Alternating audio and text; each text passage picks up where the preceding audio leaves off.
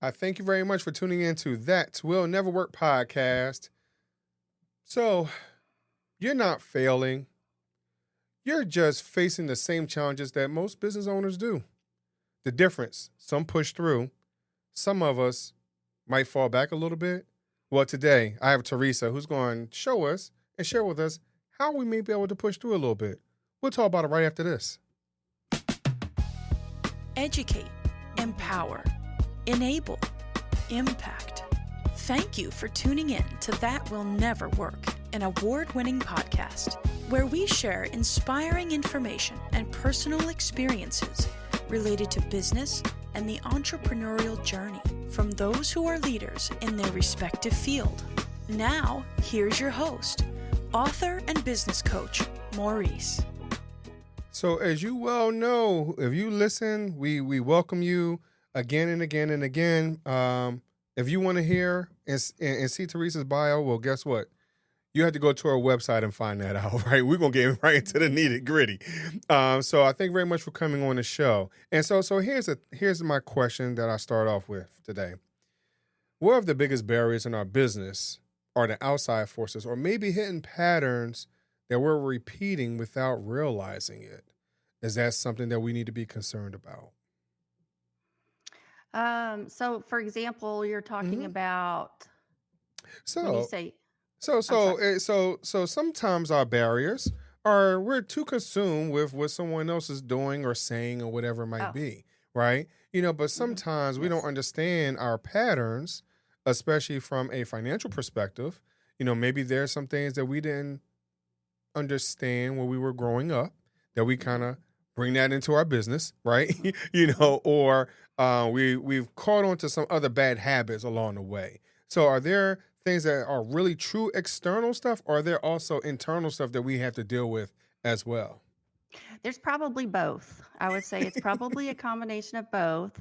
And I will say, the way people handle their money, hmm make decisions regarding their money, their businesses, often come from how they handle their money on a hmm personal basis, right? hmm They go hand in hand, to be honest. Like, and the way people think about money and their hmm finances come from what they know, what they've learned, growing up, what they've learned or witnessed, like their family, how their families handled money, hmm whatever conversations their family would have about money. hmm Some talk about it, some don't. Right. But often I find people carry over into their business their money habits, hmm that the way they handle them in their personal hmm lives. So I think, and that's something you might want to consider and look at.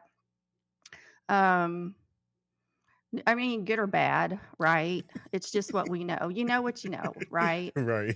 And then probably the external factors to that are, yes, you see what everybody else is doing, hmm and everybody's always consumed with what everybody else is doing, right? Yeah. Right. And how they compare. You're always comparing yourselves to other people, right? And Right. do I know everything I should know about finances? Am I handling the finances right? Am I even looking at the finances? hmm Um, and I like to try to give business owners some new perspectives, mm new mindsets is what I like to do. First of all, it's your business. I think, do what feels right with you. hmm I think there's a lot of resources out there. Look for credible mm resources. Don't be so consumed with what everybody else is doing. hmm Um, And if you don't feel like or you're doing as good of a job with your finances as you could, hmm look for credible resources. Look for the people that's what they do for a living, right? hmm They're the experts in that area. Look for those people. They're there to help you for a reason, right? So I mean, that would be, I like to say, I came from the corporate world. hmm Um, and large corporations, they don't get to be large corporations because one person did it all themselves, hmm right? hmm They have a team of experts, Yeah. on their team that help that company grow and get to where they are. So I Mm. like to try to challenge, specifically entrepreneurs and small business owners. Think bigger. Think like the big Mm. corporations. Hmm. Look for those resources. Surround yourself with those resources, those experts. You will grow faster and get where Hmm. you're wanting to go much quicker with less stress and overwhelm. Mm. So, first of all, I have to say that you've probably dropped about 100 nuggets in that, right? I get because excited about, what I talk about. and I'm saying that because there's 1,000 ways I could go with this, but there's one idea that I think I have. Because you said something about being credible, right? Mhm, Talking to people that are credible that mhm, maybe have done this, and unfortunately, sometimes when we see social media posts and people are posting 100 times a day, we think they mhm, might be credible. But then also, um, the opportunities that we see of other individuals, who else we might have in our circle that we might feel as mhm, though are credible.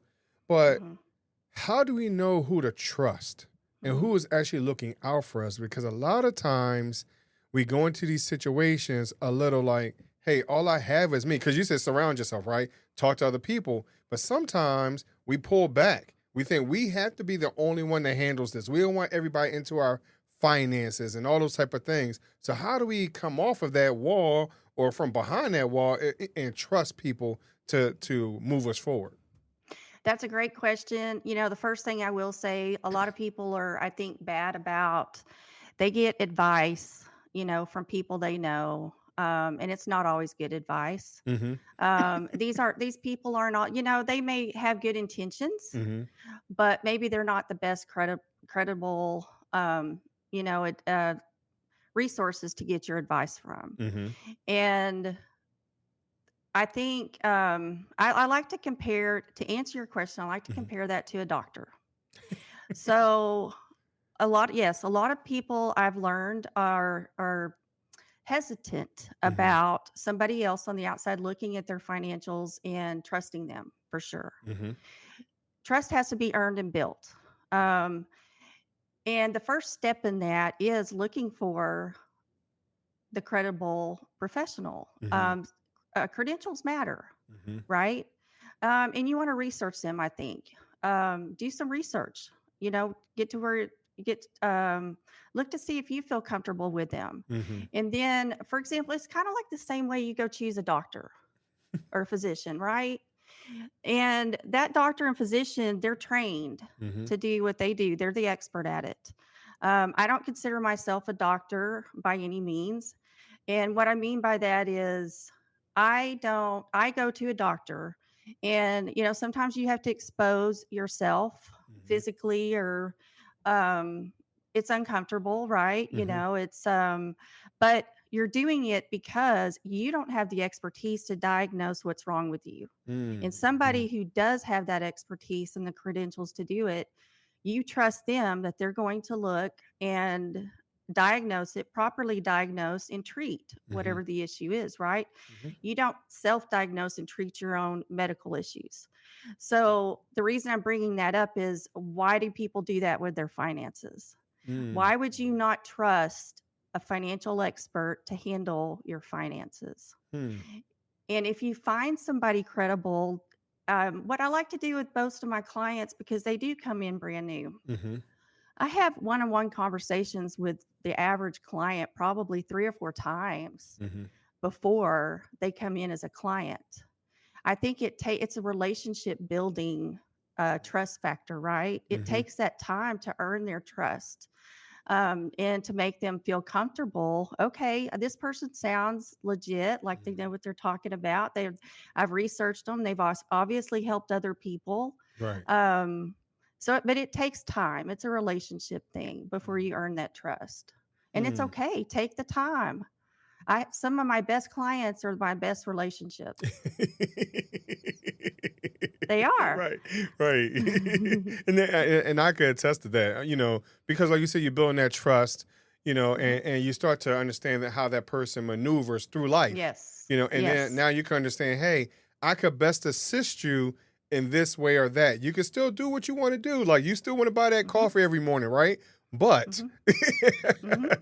And I show that to them too, is, like, I mean, the first thing I do with most of my clients, my giveaway is a free financial assessment. mm-hmm, But sometimes I have a couple of conversations with them first, mm-hmm, you know. I ask them what their challenges are, and mm-hmm, I try to help them with some of their issues, small business owners, and try to give them some practical, insight, input, and build credibility that way, mm-hmm, right, over time. And then eventually they're like, yes, let's do this. Here's what I have. Please look at it. mm-hmm. Let me know what you think, how you can help me. They eventually get to that point. And then those are the best clients to have because you've earned their trust, you've earned Right. and they want to work with you and they want your help. Mm. So you asked a question.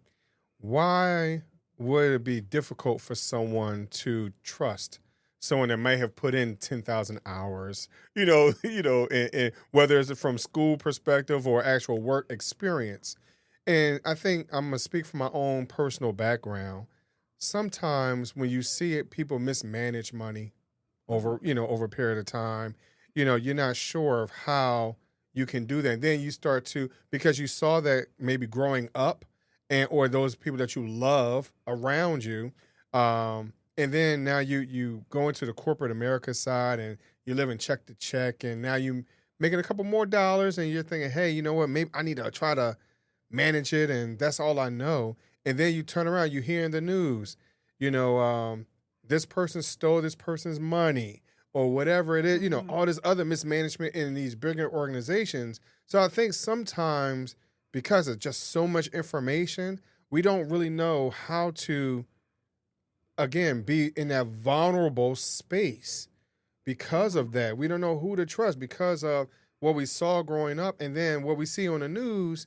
It's not always easy. And then we think that big organizations are always taken from us anyway. That's the thought. So how do we get to that point of just being vulnerable? Sometimes we don't want to show that side of ourselves either. Mhm. Right. Well, so first of all, most of the clients that I work with, I don't directly handle their money. Mhm. Okay. I Mhm. purposely keep separation there for that, that reason. Mhm. I have no need to personally be able have access to their money, their funds. Mm. It's more of a advisory type Mhm. service. Mhm. So if you're willing to let me take a look under the hood, if you will, at your finances and let me see what's there. Mhm. What I can do with my expertise is I can show you what's working in your business and what's not. Mm. Mhm. There's nothing to lose from that, Mhm. right? You Mhm. don't lose anything from that. Right. I can show you red flags. I can show you some opportunities you might be missing. I can show you, most cases, I can show them, look, I can help you add $300,000 to your bank balance by the end of the year. And here's how we'll do it. I can Mm. show them that. And then I just give them like a trial run. Mhm. I tell them, look, I don't do any contracts. There's no annual contracts or anything like that. Mhm. It's a monthly fee, but I tell them, look, give it a try, 2 or Yeah. 3 months. And if you don't see any improvement, then you can cancel anytime. Mhm. There's no yeah, and there's nothing to lose. So I'm technically not involved hands-on, Mhm. with their cash or their money. Wow. I'm gonna tell you, when you said you gave the statement of, "Hey, give me a try," I could probably Mhm, pull out $300,000, out of thin air. Technically, you're making it, but I'll show you where you're where you're losing, right? And sometimes we can't even fathom that amount of money, especially as new entrepreneurs. Like, mhm. how in the world are you going to do that? I'm thinking I'm doing everything in my, that I possibly can I really get to that point, Teresa? Like, how can we have that type Mhm, of conversation? mhm. I love that question, and I do get that, with clients that, come and talk to me for the first time for sure, and that's one reason I do a free financial assessment because Hmm. I have to get in front of them and show them. Mm-hmm. how I can help them. Talking about it is one thing which doesn't have a lot of meaning Mm-hmm. to most business owners, but if I can get in front of them and show them, with their numbers, like here's what we're going to do. There's drivers, and I can show them which levers to pull, if you will. That's Mm-hmm. going to get them the biggest impact, on their cash and their bottom line. Mm-hmm. And if you're focused on cash flow, it'll take care of everything else in your business. Mm. It's that simple, and I can show them how to do it. Wow.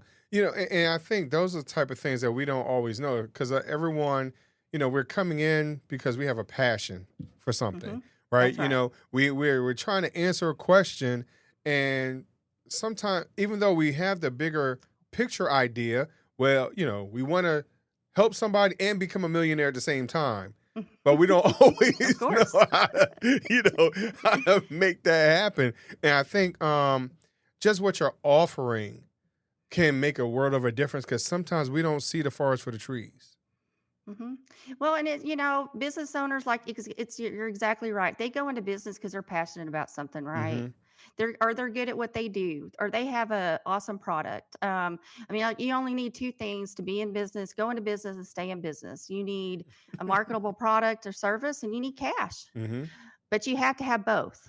Mm-hmm. And usually, the person that goes into business, they're good at the first one. Mm-hmm. They've got a great product or service, but they're not good at or don't have a clue on how to manage the cash. Mm-hmm.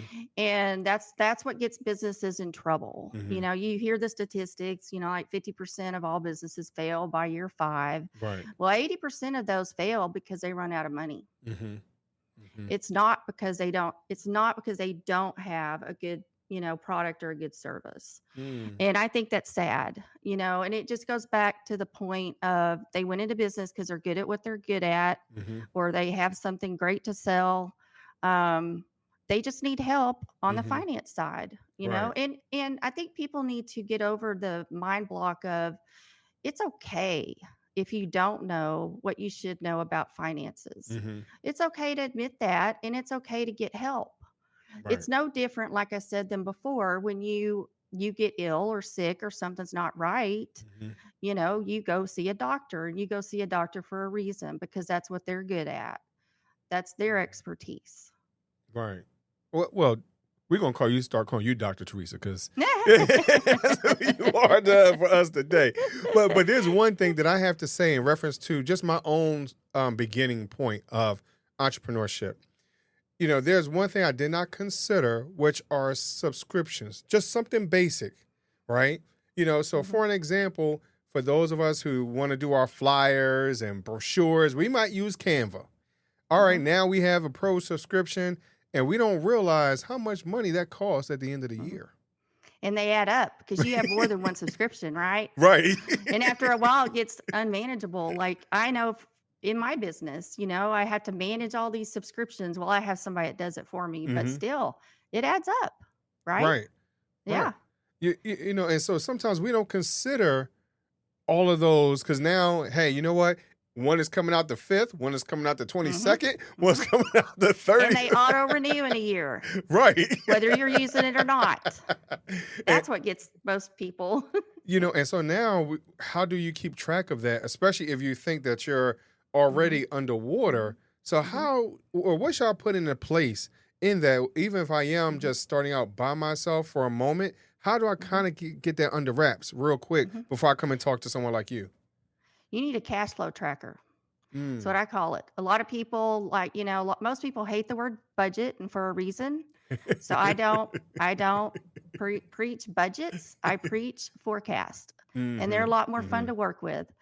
Track your spending, with a tracker. List everything out that you sign up for or pay for, and track it out. And then you can forecast it out. I have some tools on my website that will help any business owner do that. But that's the best way. If you can get it visible in front of you so you can see it, right? That way you can manage it. Yes. And sometimes those are things that we don't see all the time. We're going to put it on our credit card or put it in a, business account. Those are things we don't always see. Even that little $5 coffee, we don't always see. We don't track either. Right. It all goes back to cash flow. It's managing cash flow. That's Right. why I say if you manage cash flow, then you're taking care of everything in your business. Wow. Yeah. So Dr. Teresa, I greatly appreciate you coming on the show My kids will get a kick out of that. today. But because you're referencing all these free resources that you have, and your website, please let everyone know where they can find these resources and get in touch with you.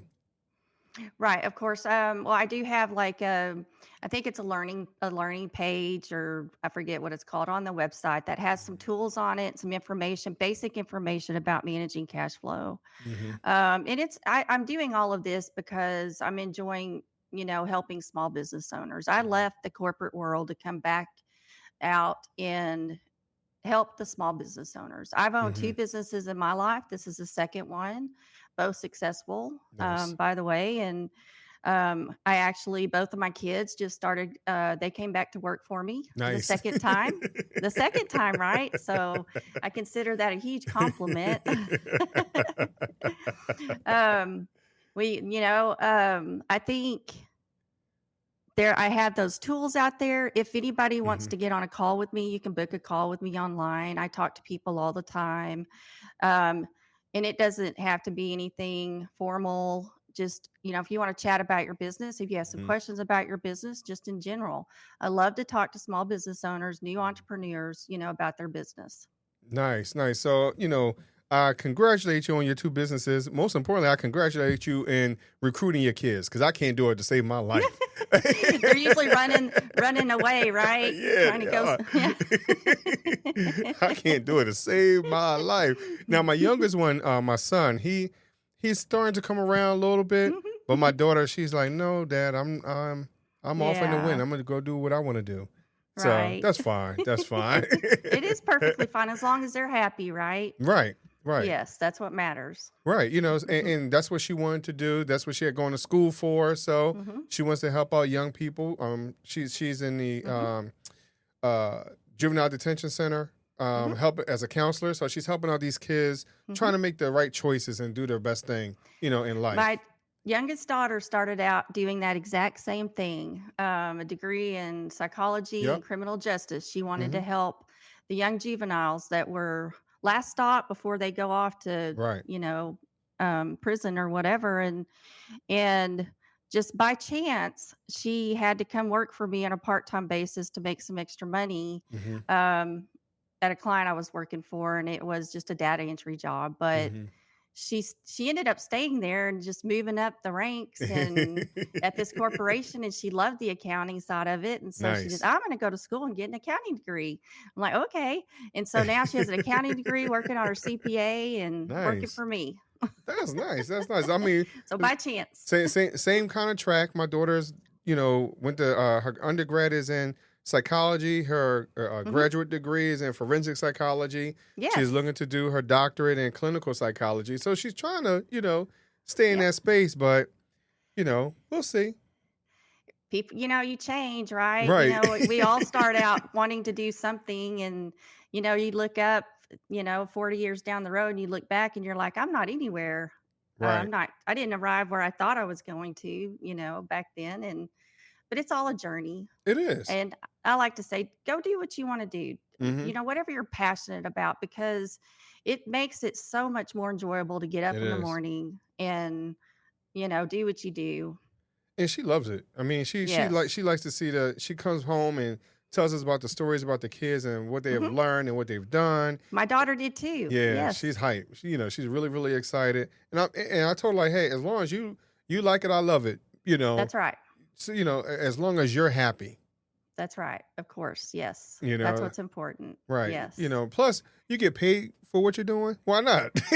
Exactly. And I think that's the way every job should be, right? Right. Think about how wonderful the world would be if everybody was doing what they enjoyed doing and got paid for it, because Hmm. we're all different. We all have different talents and skill sets. And, it would be just an ideal world if we could, capitalize on all of those with all the different people, and everybody's doing what they enjoy doing. They're happy and they're making money. Right. Right. Wow, Yeah. Teresa. I appreciate you. Again, see, these are the type of conversations that people need to have, right? In order for you to Yes, understand where they are financially, what's going on. exactly. Yeah, I wish more people weren't so afraid to talk about their finances Hmm. or, to open up and share things, with other people that have a little bit more knowledge or experience, Right. right? Right. In business. Yes. Yeah. I mean, there's a lot of great mentors and leaders out there for sure that, you can definitely get some good, credible, information from. Right. Wow. Wow. Well, thank you very much for Uh, coming on the show today, Teresa. Oh, thank you. I enjoyed it. Sure, You're no very easy problem. to talk to. Thank you. Thank you. Well, before I let you go, though, I got to ask you my would you rather question. Oh, of course. Right. So here's the thing. With the question, use your imagination. No Mhm. right or wrong. We're not in psychology class, Right. right? But would you rather choose 3 doors or a fork in the road? A fork in the road, definitely. And why a I'm fork? I'm always for that, that new road. I want to Ne- go down that new path. I want to see what's down there. I've been notorious for that my whole life. Really? I Okay. used to I used to live at in the hill country. Okay. And on the weekends, what I did for fun was I would take my Jeep out, take the tops off, and there's so many hidden Wow. roads out there, and I would always go and try to find a new road. I wanted to go Nice. see what was down that road, and I found so many hidden gems out in the hill country. Wow. Yeah. Everybody's not that adventurous, though. I'm adventurous. We only have so much time on the face of the earth. I You're mean, right. what are you going to do with it? You're right. And Yes. a lot of times, some of us are in a place of scarcity. We're too scared to be in that place, Yes. or we're fueled by fear, whatever it might be. So you taking your Jeep out there. First thing my thought, like, hey, I'm nervous that my Jeep gonna flip over or something crazy. Oh, no. I would go through creeks, out there by myself. I always had a floaty in the back of my Jeep so I could get Nice. out at any point in time when I found a good spot in the creek or the river, whatever. Wow. And I would get out and go float. I mean, yeah. Wow. That's Mhm. nice. And I appreciate that. I mean, that's a very good insight. I appreciate you sharing that. Of course. Yeah, that was I love the great. question. That was great. Well, but thank you very much for coming on the show. Oh, thank you. Thank you. You're Appreciate welcome. it. You're welcome, Had a man. good time. I did too. And of course, for all of you that are listening, if you're out on a raft somewhere and you want to get Teresa's information, all the information will be in the show notes. So whenever you come off of that and take off your life jacket, all the information will be right there. And I thank you very much for listening today, and I'll talk to you just a little bit later. Thanks for listening. Follow Maurice Chism on social media to stay connected and check back weekly for new episodes. Until next time, that will never work. Or will it?